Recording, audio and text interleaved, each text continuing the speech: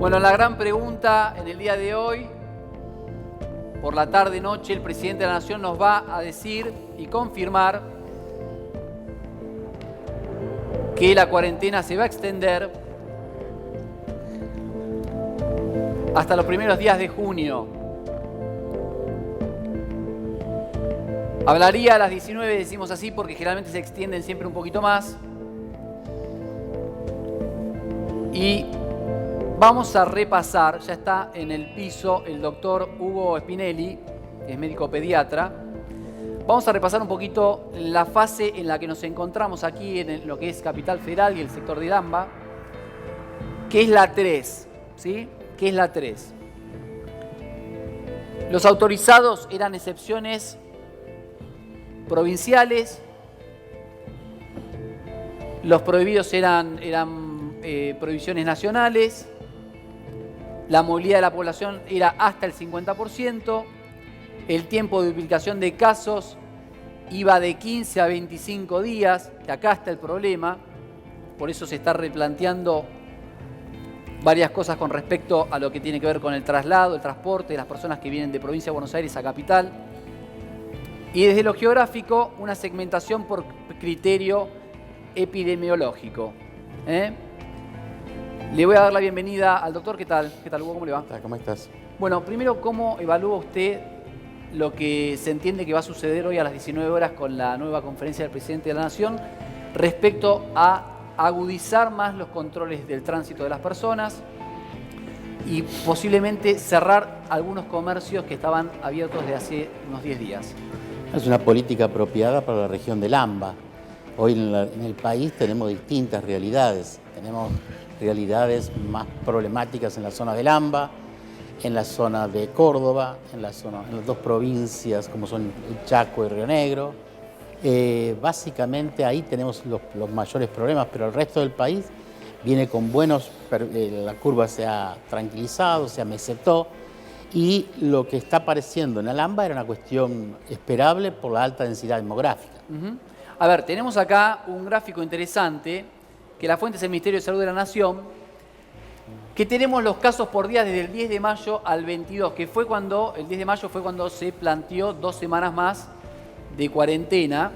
Y también lo voy a sumar ahora a Marcelo Peretta, que está en contra de la cuarentena y me va a argumentar el porqué. Este es el nivel de contagio, ¿sí? Al día 10 eran un promedio de 258, el 11 del 5, 244, el 12 del 5, 285, 316, después cayó un poco, volvió a subir a 345, y a partir del día 18, la curva empezó a tener una aceleración ascendente, en el cual terminamos en el día de ayer, con 718 infectados. Lo que hay que decir también, es que esto parte, por supuesto porque tiene un tiempo la enfermedad en nuestro país, pero también porque el nivel de testeos ha evolucionado, ha aumentado, se ha incrementado. Y la curva es la siguiente. No, esta es la tasa de letalidad, la hacemos ahora, la hacemos después, pero vamos a las curvas.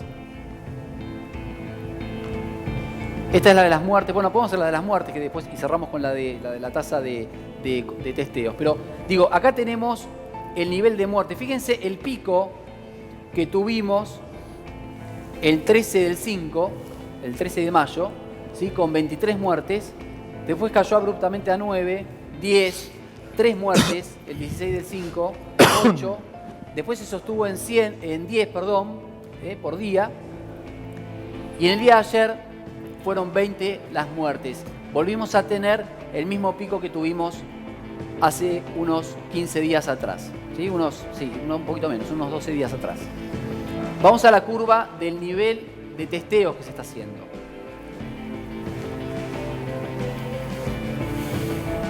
Bueno, creo que es la respuesta a los números, ¿sí? Y ya lo sumo a todos. Se estaban haciendo un promedio de 2.100, 2.300, 2.900, ¿sí? Para el final de esta curva, que podemos ver que había 3.199, 3.220, 3.469, 2.858, empezaron a incrementar y terminamos en el día de ayer con 4.600 testeos. ¿Sí? Si querés podés mandarlo a pleno esto, así se puede ver bien desde sus casas. Prácticamente se duplicó el nivel de testeo del día 10 de mayo al día 22. Se ha duplicado el nivel de testeo. Por ende también eso arroja el nivel de contagios, que es mucho mayor. ¿Sí? Y ahora voy a ir con la tasa de letalidad, pero primero me gustaría, con estos datos, preguntarle de vuelta al doctor. ¿Usted también relaciona directamente a la cantidad de testeos al resultado de infectados? Sí, en la medida que hagamos más testeos, vamos a tener más infectados. Es una cuestión lógica. Recordemos que estamos frente a una enfermedad que tiene un 85% de los casos que pasan como asintomáticos o con síntomas leves. Es decir, no es una enfermedad que tiene una alta mortalidad. Solamente un 20%, un 15% necesita algún tipo de asistencia institucional que pasa por medidas de asistencia respiratoria y un 5, un 2% puede ir a terapia intensiva. Ahí tenemos la tasa de la mortalidad, es decir, en terapia intensiva, que en parte tiene que ver por la agresividad del virus, pero en parte tiene también que ver con que es un paciente difícil de respirar y no necesariamente en todo el país tenemos la misma capacidad en el recurso humano para manejar el respirador. Bien. Entonces, lo mejor que hay que hacer es evitar que la gente se enferme. La cuarentena ha tenido un impacto muy fuerte, muy notorio. Solo basta mirar los países que nos rodean en América del Sur para darnos cuenta que la cuarentena tiene una eficacia. Es una medida de la época medieval que viene la cuarentena.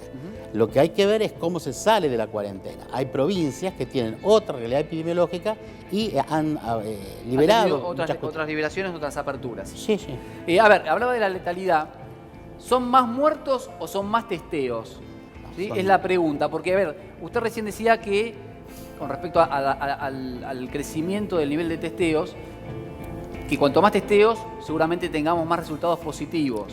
¿Se podría hacer una proyección si haríamos un testeo a toda la República Argentina? ¿Qué nivel de contagio tendríamos, por ejemplo? Es decir, si hacemos un testeo vamos a encontrar personas enfermas. Es decir, no tendría sentido hacer así. Yo sé que no tendría sentido, pero digo, en términos, sé que no tendría sentido porque el 80% de las personas que padecen la enfermedad son asintomáticas y posiblemente ni se den cuenta que estén enfermos. Lo que importa es la política después del testeo. Si hacemos testeos y no hay política detrás, no tiene ningún sentido. ¿Cuál es la política detrás del testeo? Que es la verdadera acción epidemiológica, es detectar el paciente enfermo. Una vez que detectamos ese paciente enfermo, lo que hay que hacer es el aislamiento y el control de los contactos íntimos y estrechos. ¿Para qué? Para evitar el contagio. Entonces, estos problemas lo que exigen es una actividad muy proactiva. No hay que esperar que venga el caso, porque si corremos la epidemia vamos detrás del virus, perdemos. Entonces, esa cuestión proactiva significa hacer testeos, cuando se detecta un caso, tratar de aislarlo, ver los contactos íntimos para aislarlo y controlar las cuestiones de los contactos estrechos. Esto se llama, en epidemiología, la cuestión de sitios centinelas, eventos centinelas. Tratan de evitar que la epidemia se propague. Bien, a ver, voy a ir ahora, vuelvo con este punto. Primero voy a leer los datos de lo que es la tasa de letalidad, para que entendamos dónde estamos parados, ¿sí? También, y para bajar también a veces la preocupación. En el mundo, en función de los muertos que hubo por el COVID-19, la tasa es de 6,41. Esto quiere decir que cada 100 personas se mueren 6,4, ¿sí? Es baja. En el caso de Brasil es aún mayor. Es de 6,43. En el caso de Estados Unidos es 5,94. En el caso nuestro de Argentina, la tasa de letalidad es de 4,22. Y en el caso de Perú, que Perú tiene una situación de contagio importante, pero la tasa de letalidad sigue siendo baja, es del orden del casi 3 puntos. ¿Sí? Ya voy con Marcelo Peretta para hablar respecto de la cuarentena. Pero inicialmente, cuando nos hablaron de la cuarentena, era para poder ganar tiempo, para poder equipar el personal, para poder equipar las unidades de urgencia en los hospitales, para poder tener más respiradores. Se entiende que ese nivel de expectativa de equipamiento se ha logrado. Entonces uno se pregunta, y ahí voy con vos, Marcelo, la extensión de la cuarentena que se va a anunciar a partir de las 19 horas. ¿Cuál sería el sentido si el Estado logró a la fecha tener la cantidad de respiradores que requería, tener la cantidad de camas que requería y tener el personal médico que requería? Extender la cuarentena, desde mi punto de vista, sería contraproducente. Agravaría aún más lo que se consideran los efectos secundarios de la cuarentena. Más alcoholismo, más tabaquismo, más enfermos psiquiátricos, más enfermos cardiológicos no diagnosticados, más enfermos oncológicos no diagnosticados. O sea, la otra pandemia o la otra epidemia, que es el crecimiento de los otros problemas adictivos o de salud asociados al encerramiento. El encerramiento es efectivo cuando primero se hace en el momento oportuno. Eso es absolutamente discutible y debiéramos hoy repensar si no hubiera sido mejor una cuarentena ahora en junio o en julio, que es el momento en donde va a tener indudablemente más impacto por la mayor circulación de virus y la mayor casos de contagio. Ya se hizo. Vos decís que desde tu punto de vista por ahí empezamos muy tempranamente la cuarentena. O sea, porque una cosa es salir a buscar respiradores, salir a buscar camas, equiparse, comprar testeos, alcohol en gel, barbijos, etc. Eso estuvo muy bien lo que se hizo.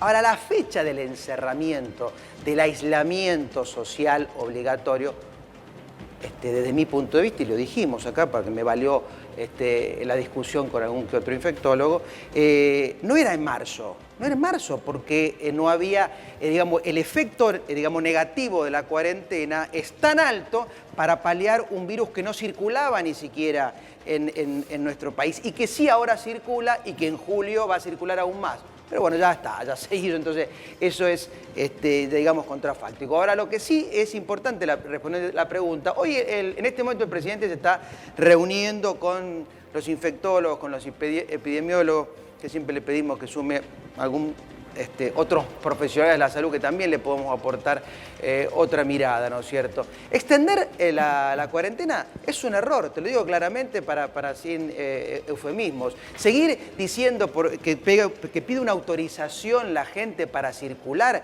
es un error total. Yo te doy un dato concreto. Primero que la angustia que le genera a la gente y cómo colapsa y el gasto del sistema para pedir un permiso que ya inclusive nadie lo busca y lo obtiene porque sale de igual manera, porque casi el funcionamiento o la salida de la gente es total, porque no porque quiere violar la cuarentena, porque necesita salir. Pero te doy un dato concreto que nos preocupa en el ámbito de la salud como explicación de los efectos secundarios negativos de este aislamiento y de estos nuevos permisos. Los camiones que reparten medicamentos y productos para la salud hacen 4 horas de cola para entrar a cada ciudad. ¿Por qué? Porque tenés que esperar, que te controlen, tiene permiso, no tiene permiso, está autorizado, porque sobre los camiones y sobre todo el resto de la gente que transita, ¿no es cierto? Y cada ciudad se toma sus decisiones para ver a quién permite ingresar o no, porque es cierto, en el país hay localidades que no tienen casos, etcétera. Eso hace que los medicamentos lleguen tarde, los insumos lleguen tarde. Esos son los efectos, nos decía. Entonces, en concreto, es un error. La cuarentena, desde mi punto de vista, está terminada y aparte tenemos que ver el impacto de los números que decís vos respecto de los números de otras enfermedades y otros problemas de salud, que te pasé un cuadro, si querés más tarde lo analizamos. Bien.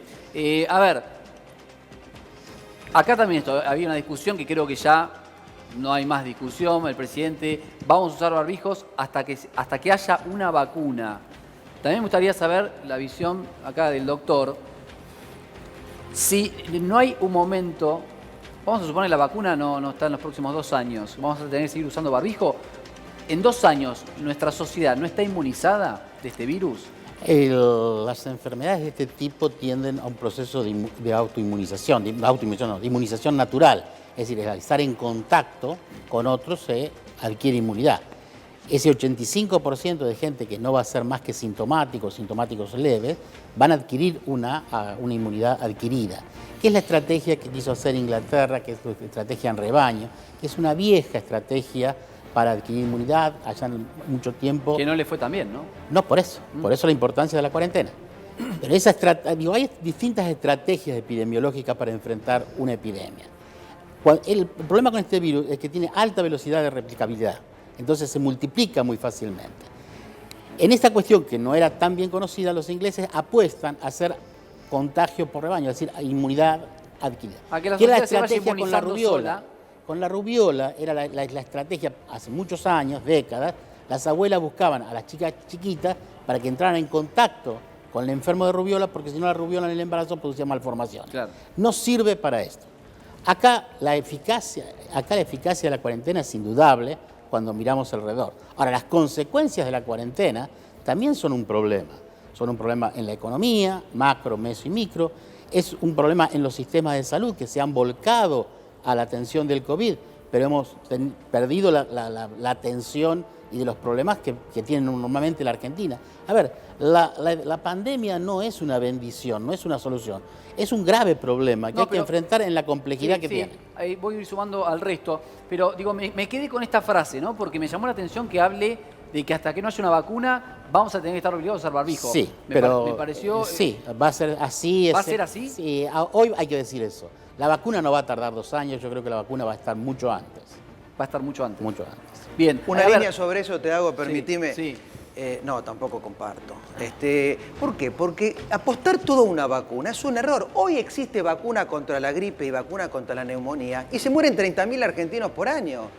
Entonces, estas son frases grandilocuentes para decir, bueno, y son erradas, discúlpame que te diga. Me parece que tenemos que administrar mejor la salida y enfrentar al virus con un sistema inmunológico fuerte, bien alimentados, actividad física, ejercer. Si nos quedamos encerrados, el sistema inmunológico disminuye, se reduce su potencia y su robustez y está más lábil frente al virus. O sea, el virus lo puede enfermar más rápidamente. Pero cuando tenemos ejemplos, por ejemplo, como en Suecia, que había mencionado el presidente en su última conferencia de prensa, o mismo, como decía el doctor, en Inglaterra, que han tenido esa lógica de salir, de inmunizarse, de hacer ejercicio, de estar al aire libre, alimentarse, han tenido niveles de contagio y de mortalidad muy altos. Para compararnos cada con millón de Suecia, habitantes, Augusto, para compararnos con Suecia, con Inglaterra, que son del hemisferio norte, que tienen la montaña atrás, como se dice, o sea, la curva está en descenso, tenemos que esperar a agosto, septiembre. No podemos comparar valores de nuestros, digamos que la curva está en ascenso, con de otros países que la curva está en descenso, o sea que los casos empiezan a reducirse. O sea, ellos están más cerca del final de este problema o de estabilizarlo, porque esto no va a finalizar. El COVID va a vivir entre nosotros durante muchos años más. Entonces, no es comparable, no es sensato compararnos con países que tienen otra estructura, que llegó el virus antes y que está terminándose el problema. Entonces, me parece que nosotros debiéramos, primero, testear más, tener números auténticos y a partir de tener números auténticos decir, bueno, ¿qué hacemos con nuestros números? Compararnos con otros países es erróneo. Bueno, a ver, ahora voy a ir con Venturino, pero primero quiero repasar y reforzar algunos conceptos que hablaba acá el doctor, que tienen que ver con los síntomas, que tienen que ver con la cantidad de personas que no tienen dificultad al transitar esta enfermedad, ¿no? Los nuevos síntomas del COVID-19, dificultad para hablar y dificultad para moverse, ¿sí? La fuente es la Organización Mundial de la Salud, ¿eh? Son los nuevos síntomas del COVID-19. Los viejos síntomas, lo que ya sabíamos, recordemos, es la fiebre, la tos seca, el cansancio, la dificultad para respirar, la opresión en el pecho y la congestión nasal, ¿sí? Estos serán los viejos síntomas. Dolor de cabeza, conjuntivitis, diarrea, pérdida del gusto y olfato, erupciones cutáneas o cambios de color en los dedos, ¿sí? Estos son algunos de los síntomas viejos. 1 de cada 5 personas, escuchen este dato, 1 de cada 5 personas experimentan un cuadro grave. 1 de cada 5 personas, ¿sí? Estos son algunos datos que queremos ir repasando y reforzando con la información que vamos recopilando desde que comenzó esto. El 80% de las personas que padecen COVID-19 se recuperan sin hospitalización, ¿sí? A ver, Doc, te vuelvo a preguntar, y para reforzar, y para dar cierta tranquilidad a la sociedad. el 80% de las personas que nos contagiemos del COVID-19 no vamos a necesitar tener internación ni estar en el hospital. ¿Va a ser así? Sí. No es, a ver, y los medios tuvieron responsabilidad porque instalaron esto con mucho, fomentando el miedo y el pánico. Y no es una enfermedad que va a acabar con ninguna población. Tiene una alta posibilidad de transmisión, afecta, pero tiene una mortalidad del 5% de los que queden infectados. Es decir, ese es el problema. Entonces, esa es la situación.